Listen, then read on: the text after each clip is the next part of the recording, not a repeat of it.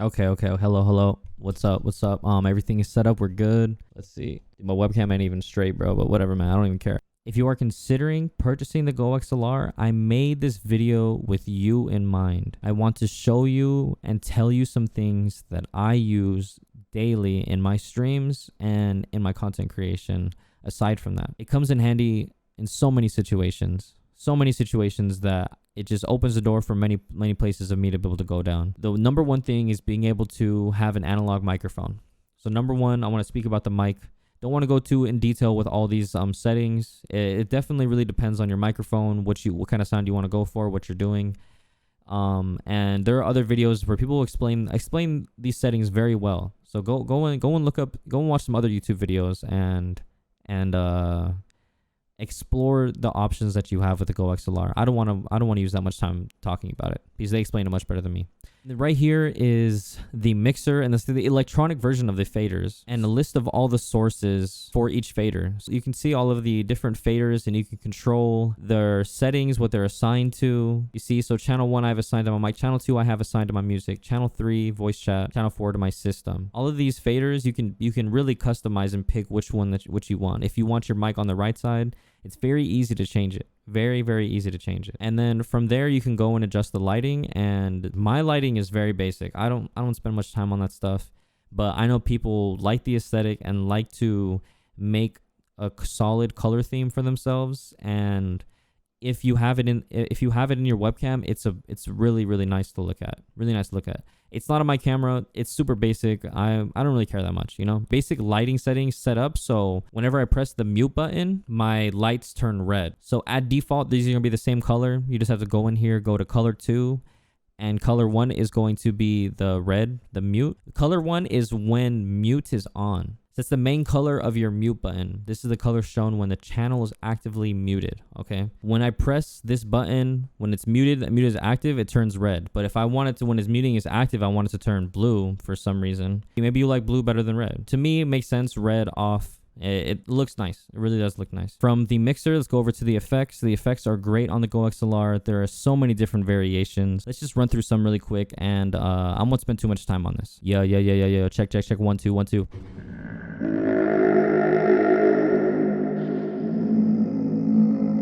Yo, check it. This is DJ Gump on the radio. You heard, it's my guy. We gonna ride every second, every minute, man. I swear that she could get it. I know heaven is a mind state. I've been a couple times.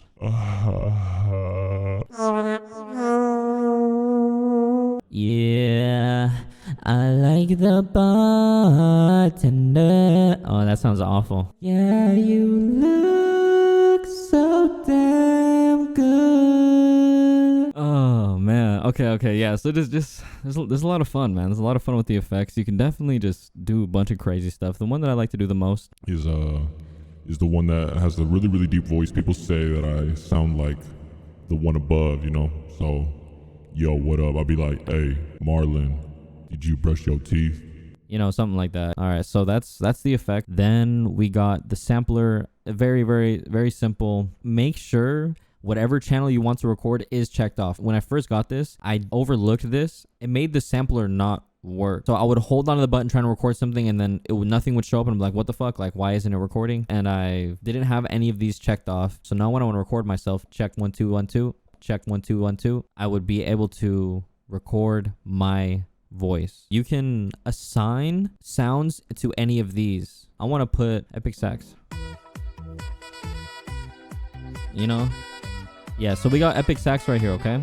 So let's say every time I press the bottom right button, because these 3 are lit up, that means they have samples assigned to them. So if I want to apply epic sax to this one, boom, it's that simple. I just drag from this folder. This one is the default folder. It's in Documents, GOXLR, and Samples Recorded. So this is all the samples that I have recorded, okay? So this right here is super nice. It's really organized. You can drag and drop just stuff in there. Like, it doesn't matter if you import your own sounds and put them in here, or if you want to click onto the directory and you can go to your own custom sound. So if you want to get something off your desktop, etc., okay? So along with these samples, you get 12, pretty much 12 buttons in total, because you have bank A, B, and C. And look, I don't even have these assigned to anything. So if I needed to have a lot of sounds for, let's say, a video or a live stream for an event, for anything, I can use all of those buttons and I can assign sounds to each and every single one of them. I haven't had a situation where I've needed to, but I could definitely see it happening in the such a valuable tool. 12 sounds. There's a lot of times where I could have had all of these assigned to something and I could have used it. In the sampler, you can adjust the length of the sample right here in the app. So I have Big Brain on the beat. Big Brain on the beat. Let's say I only want to have on the beat play. Beat, beat, beat, beat, beat, beat. You see, and then like, see how like the ending right there kind of has like a little ch at the end? Beat.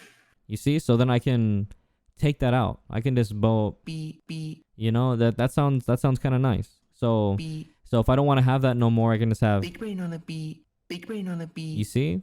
So you can adjust samples and it doesn't even matter what it is. So like I want to adjust epic sax, right? So see, already in the beginning I kind of had like that weird noise, right? Like there's not really any point to having that here. I'm gonna make it really short so it doesn't play the whole thing, okay? So look, you kind of hear Big Brain on the beat. No, oops, wrong one. You see like it has like that you know, a little bit that noise right there. You see? So that actually kind of sounds sick. You know, that's kind of dope. I want to cut that out because I don't want that noise in there. I just want the sax to start playing right when it goes off. You see? And yeah, it's great.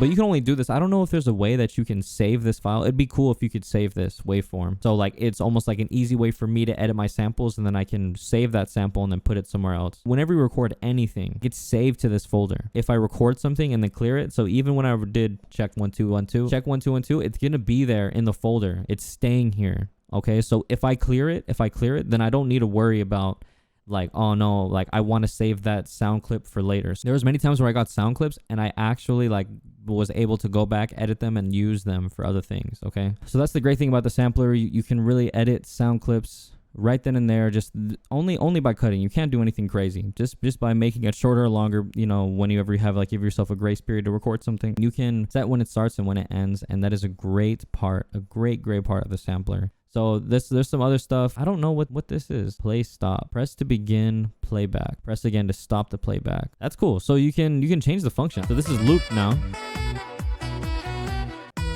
That's pretty close. That's the closest we're gonna get. So now it's just looping. And I just press it again and then boom, it turns off. It's great. The lighting is just as good as well. I don't have anything assigned to when the sample is empty. I don't know. I didn't feel like going through all this stuff. So when you get it, you can adjust all these things. Active and loaded, I want it to be orange. This alpha right here, all this turned orange. So now when the sample is empty, I want it to be blue. So now when I hold on to blue, I know that I can be able to record something. Hello. And now it's loaded.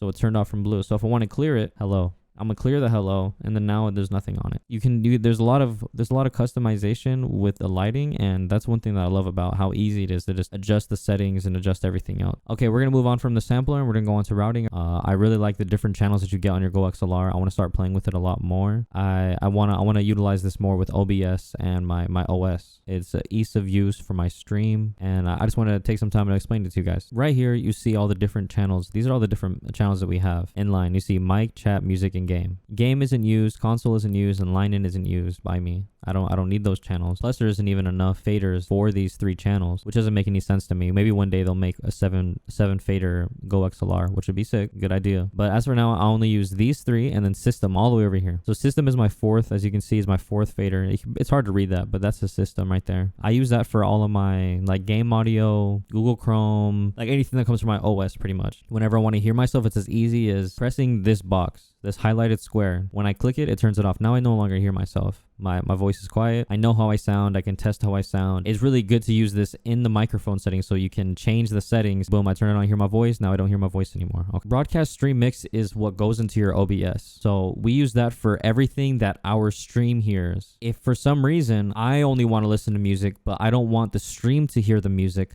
I can uncheck that box and I'll hear it on my headset. And right now I even have it to where it plays through my mic. Because sometimes I like to play my music through my mic. You know, it get like a vibe going, or to maybe play like some songs for people that they requested, different reasons. But it's always nice being able to play your music and everything else, even my system audio, all this stuff, I can play it through my mic, which is what one thing that I love. But as for everything else, game console line in, whatever you use, if you just click this on, see right here for the samples come from the sampler, obviously. And anything that I have played, I can choose where it gets played from. So if I don't want to hear it myself, or if I don't want the stream to hear it for some reason, or if I don't want, like, let's say the people that I'm in a voice call with to hear it, but I want my stream to hear it. Oh, I mean, if I turn it off, then we won't hear it no more. I'm still pressing the button. Oh, see, I'm not hearing it through my headset. For a second, I was like, oh, I can't hear it though. But yeah, so we should all stop hearing it because I had both of these unchecked. That's like a really great way to help me out on my stream, help me out with who I'm talking to. And I use this all the time. You can set up what your stream hears, what it doesn't hear, what you hear. If you don't want your stream to hear Discord, then you can just turn the checkbox you turn the checkbox off from chat. So you get a good amount of flexibility with what the stream can hear, what it can't hear, without even having to sacrifice that much time. You don't have to go around and click nothing. I just go straight here, boom, to routing, and I could turn this off. What would be cool in the future with something that TC Helicon to do, they can make this assigned to macro keys. I can go in here, maybe let's say like if I can right click it, if I left click or right click, it does the same thing.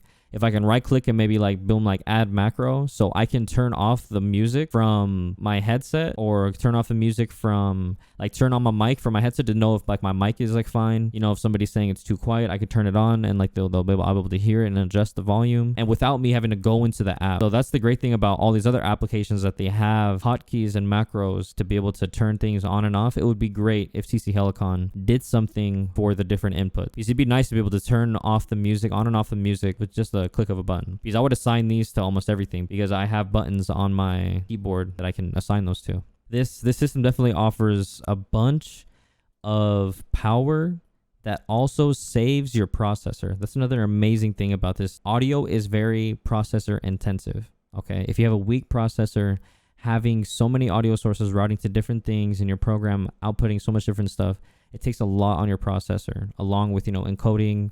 If you have your settings a little bit messed up, it's a lot. So this GOXLR definitely takes all that tax off of your system, because it handles everything for you. It's definitely game changing. What I would like to see in the future, 7 faders on a GOXLR, so I can use all these channels, because I would find some way to use all of them. What I gotta say is that they're in a very awkward position. Where I have it, it's very hard for me to see what's on and what's off if I don't have it on a stand. Luckily, I found something to put the GOXLR on. Found this. I don't even know what this is. I don't know. If anybody knows what this is, yo, just tell me. I don't know. But I found it, and it sits on my GOXLR up perfectly. The GOXLR is a great tool for streamers. If you've been on the fence about ordering it because of money, definitely wait until you can purchase the GOXLR. Don't be impatient.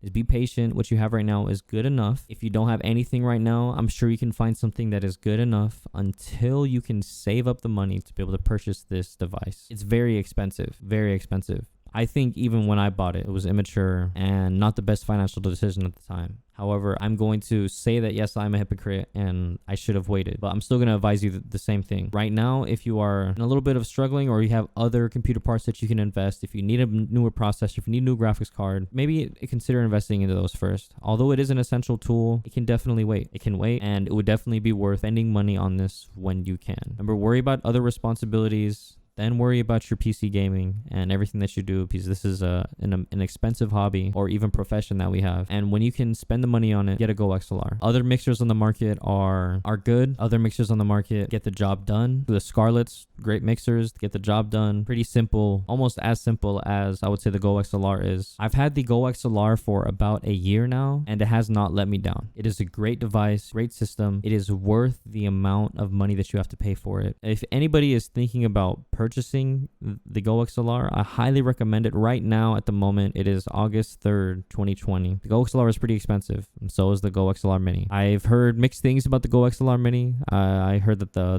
regular GOXLR is the way to go. It's just optimal. There's a lot of features on it that would be helpful. You would be able to expand your content creation with the GOXLR rather than GOXLR Mini. Although it is a couple $100 cheaper, I think it's definitely worth the investment. This right here, routing, is pretty much the core of everything, and one of the main reasons why this machine is so good for what it does.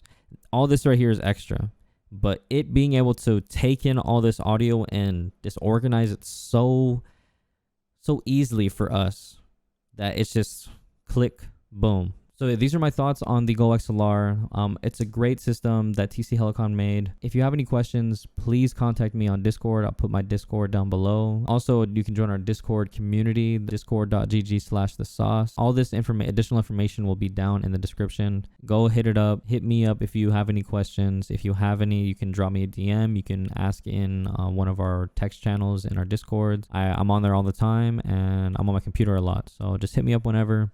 You can hit me up on any of my socials, Twitter. I check Twitter every day. Whatever your preference is, feel free to contact me on there. Questions that can even be beyond the GOXLR. Okay? Peace out. Thank you.